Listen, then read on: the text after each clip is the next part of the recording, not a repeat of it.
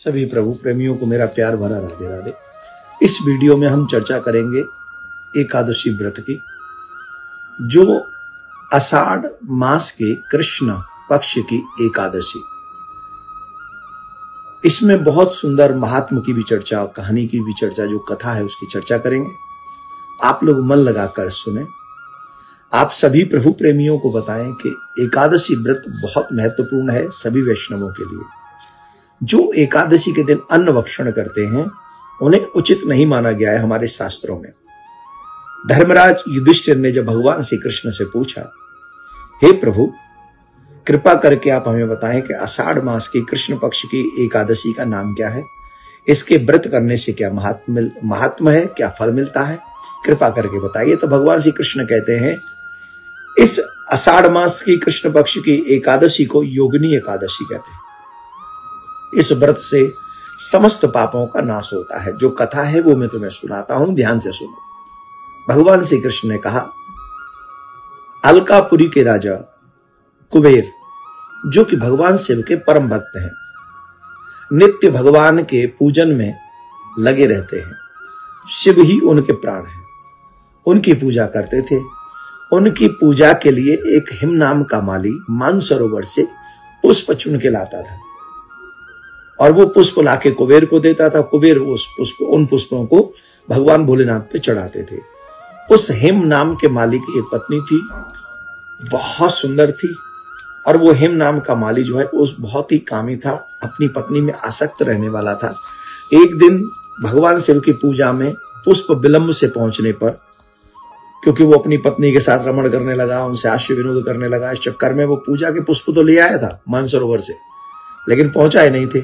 जिसके कारण कुबेर को जब पता चला तो उसको बहुत क्रोध आया और उन्होंने कहा, दुष्ट, तूने मेरे भगवान शिव की पूजा में विलंब कराया है, मैं तुझे शाप देता हूं, तुझे पत्नी वियोग होगा, तू मानव बनकर जाएगा पृथ्वी पर, और पृथ्वी पर मानव बनकर जाएगा, तुझे कोढ़ होगा।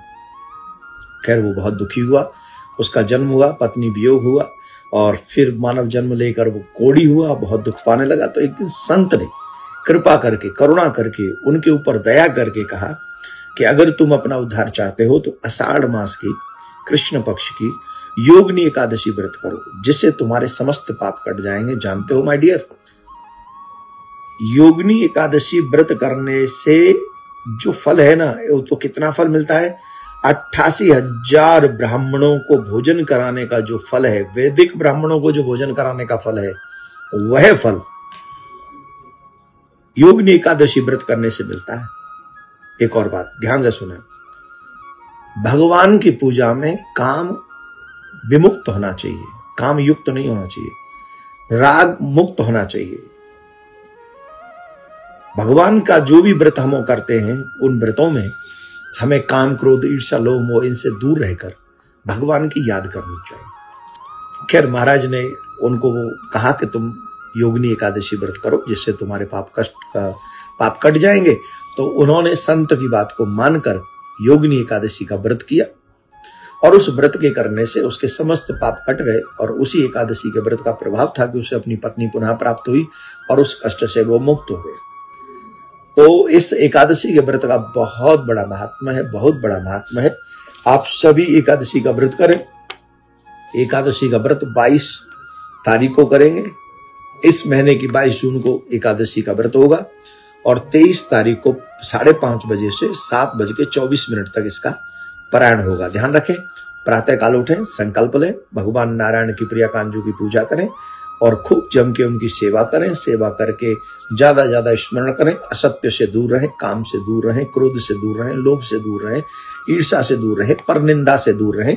इन सब चीजों से दूर रहकर ज्यादा ज्यादा भगवान के नाम का स्मरण करें। जो मनुष्य ज्यादा ज्यादा भगवान के नाम का स्मरण करेगा, एकादशी का फल उसको अधिक मिलेगा। तो आप सबके लिए प्रिया कांजू कृपा करें, आप सबका आनंद हो, बच्चे सनातनी हो। ऐसी शुभकामनाओं के साथ राधे राधे।